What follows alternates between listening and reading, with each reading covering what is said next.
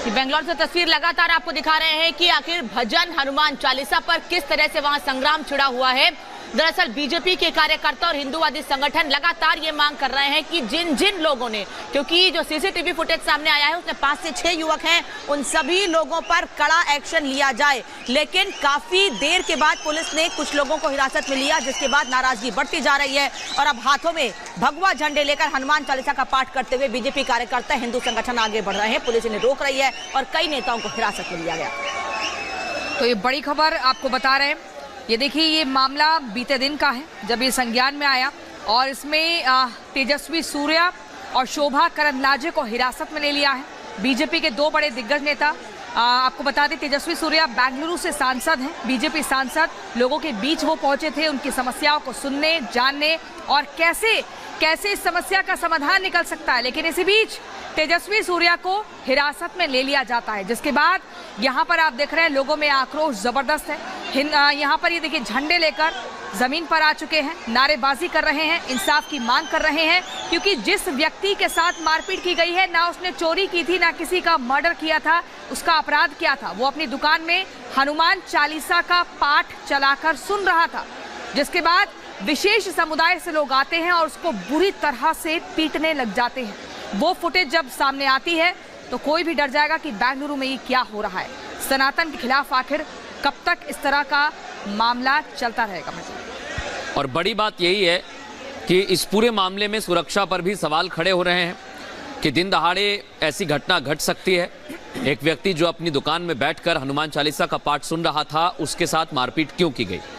दूसरा सवाल यह है, सुरक्षा को लेकर पुलिस ने हीला हवाली की, पुलिस ने लापरवाही की। आरोप ये भी लगाए जा रहे हैं कि मामले में सिर्फ एफआईआर दर्ज कर मामले को रफा दफा करने की कोशिश भी की गई, क्योंकि इस मामले में किसी की गिरफ्तारी नहीं हुई।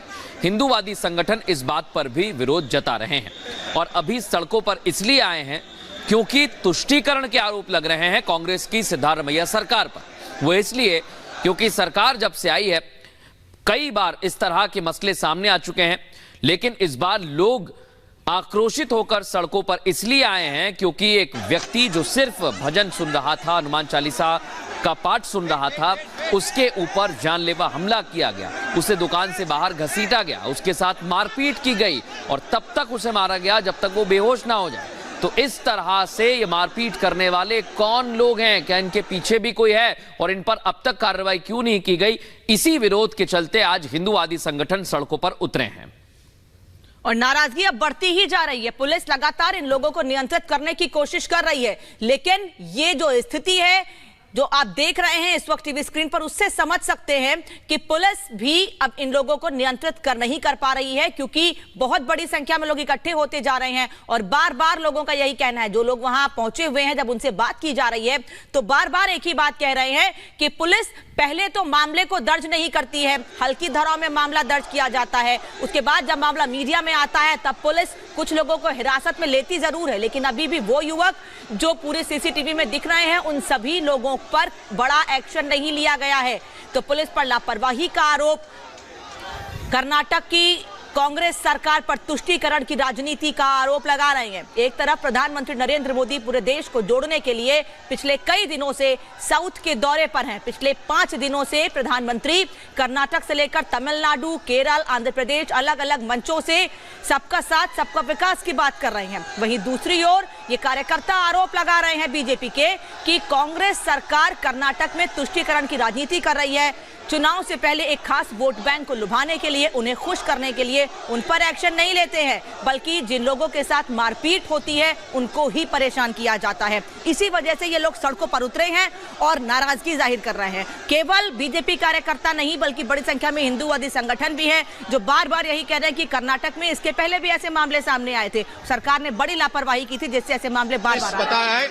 5 लोगों को अरेस्ट किया है।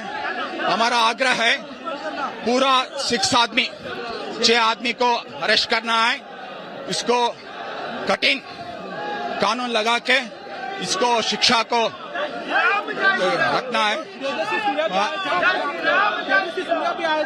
तेजस्वी सूर्या जी भी आया था, हमारा शोभा करंदलाजे भी आया था। हमें सभी नेता इधर आके हनुमान चालीसा सामूहिक पठन में बाकी आए। आपका नाम सर? प्रकाश राजू। ये जो दिन ब दिन ये जो भी घटना जो हो रही है ना हिंदू अपने कार्यकर्ता के साथ, क्या अपने हिंदू संविधान में ये नहीं है कि भाई दुकान में हनुमान चालीसा या भक्ति गीत डालना भी कोई जुर्म है? ये जो दुकान पे जो कल की जो घटना हुई है ये कोई पहली घटना नहीं है, ऐसी घटना और कई बार हो चुकी है। ये जो आज का जो हमारे सांसद है तेजस्वी सूर्या हो, पीसी मोहन जी हो और शोभा करंदलाजे जी, टोटली जितने भी हिंदू संगठन है सबने मिलकर जो आज आह्वान किया था कि भाई सामूहिक हनुमान चालीसा का पाठ जो हम लोग करेंगे, क्योंकि ये जो दिन ब दिन बढ़ते जा रहा है ना, इस चीज पर प्रतिबंध लगना चाहिए। चाहे कोई भी हो, हम लोग सर्वसम्मति हर समाज लोग यहाँ पर सामूहिक साथ में आए हैं। एक घटना जो हुई है दोबारा किसी के साथ नहीं होनी चाहिए, क्योंकि हम ना तो किसी धर्म के खिलाफ है ना किसी के, लेकिन अगर दुकान में बैठे हुए आदमी के साथ अगर हनुमान चालीसा का खिलाफ करते हैं और श्री राम जी का खिलाफ है, तो हम लोग इस आंदोलन को जो आज शांतिपूर्वक जो हम लोगों ने हनुमान चालीसा का पाठ के साथ शुरुआत किया है, आगे के दिनों में अगर ये चीज नहीं मानेंगे तो ये जो है अपना आंदोलन है ये आगे और बढ़ेगा। पृथ्वीराज, हमारा जो ये आंदोलन है, जो कल परसों जो घटना हुई थी दुकान में हनुमान चालीसा का पाठ, ये लोग सड़कों पे नमाज पढ़ रहे हैं, उसके ऊपर कोई नहीं देखता। हम अगर अपने घर में और अपने दुकान में भी अगर हमने आराध्य का नाम नहीं ले सकते तो हम क्या भारत में रह रहे हैं या पाकिस्तान में? अगर हम हिंदुस्तान रह रहे हैं, हम अपने घर पे भी नहीं कर सकते, उसका क्या मतलब है? और ये लोग हर जिस तरह से कांग्रेस की गवर्नमेंट आती है हर तो उसका अंजाम बुरा होगा। और ये जो केंद्र सरकार जो है वो बहुत मतलब घटिया काम कर रही है, यही बोलना चाहते हैं। एक नहीं है, कोरोना से है। You know, so this is a serious warning out there by the तो देखिए, आप सुन रहे थे लोगों को जिनका सीधे तौर पर कहना है कि आरोपियों के खिलाफ कड़ी धाराओं में कार्रवाई हो, इसी के चलते ये प्रदर्शन किया जा रहा है। सामूहिक हनुमान चालीसा पाठ का मांग यही है, ये जो 6 के 6 लोग हैं ये अरेस्ट किए जाए, इनके ऊपर कठोर से कठोर भारतीय दंड संहिता की धाराएं लगाई जाए और आगे से इस तरह की पुनरावृत्ति न हो। अगर पुनरावृत्ति हुई तो हम उग्र आंदोलन करने से पीछे नहीं हटेंगे। अजीत सिंह राजपुरोहित।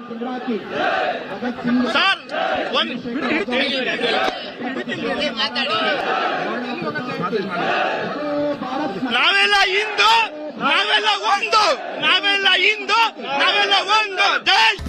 नमस्कार, स्वागत है आपका। मैं हूं अनामिका पांडे। मृदुला प्रियंका भी इस बुलेटिन में साथ है, लेकिन इस वक्त की बड़ी खबर बेंगलोर से आपको बता दें, जहां बीजेपी और हिंदूवादी संगठनों का प्रदर्शन लगातार जारी है। इसमें बीजेपी के आम कार्यकर्ता और नेता भी शामिल हैं। बड़ी खबर इस वक्त की आपको बता रहे हैं, बहुत बड़ी संख्या में बीजेपी के कार्यकर्ता हाथों में भगवा झंडे लेकर सड़कों पर उतरे हुए हैं। भगवा झंडे लेकर बीजेपी के कार्यकर्ता प्रदर्शन कर रहे हैं, दुकानदार की पिटाई का विरोध कर रहे हैं। बता दें आपको कि परसों शाम को यह आरोप लगाया है एक दुकानदार ने कि वो अपनी दुकान पर हनुमान चालीसा चला रहा था, बजा रहा था। इसी दौरान कुछ युवक आते हैं और उससे मारपीट करने लगते हैं। हनुमान चालीसा बजाने पर एक शख्स के साथ मारपीट हुई थी और उसका यह कहना था कि पहले वो समझ नहीं पाया कि ये लोग आए किस लिए हैं, लेकिन जब थोड़ी देर बात करने के बाद वो लोग नहीं समझ रहे थे तो उन लोगों को और समझाया गया, लेकिन फिर उन लोगों ने मारपीट की, हाथापाई की, जिसके बाद नाराजगी हिंदूवादी संगठनों और बीजेपी में बढ़ती जा रही है। यही वजह है कि उस जगह पर जहां पर मारपीट हुई थी वहां बड़ी संख्या में कार्यकर्ता सड़कों पर उतरे हुए हैं। और ये सीधी तस्वीर हम आपको दिखा रहे हैं। हिंदूवादी संगठन इसलिए विरोध जता रहे हैं कि एक शख्स अपनी दुकान में बैठकर हनुमान चालीसा बजा रहा था, तो आखिर उस पर हमला किस वजह से किया गया, क्यों किया गया, और सुरक्षा को लेकर भी यहां हिंदूवादी संगठन विरोध प्रदर्शन कर रहे हैं।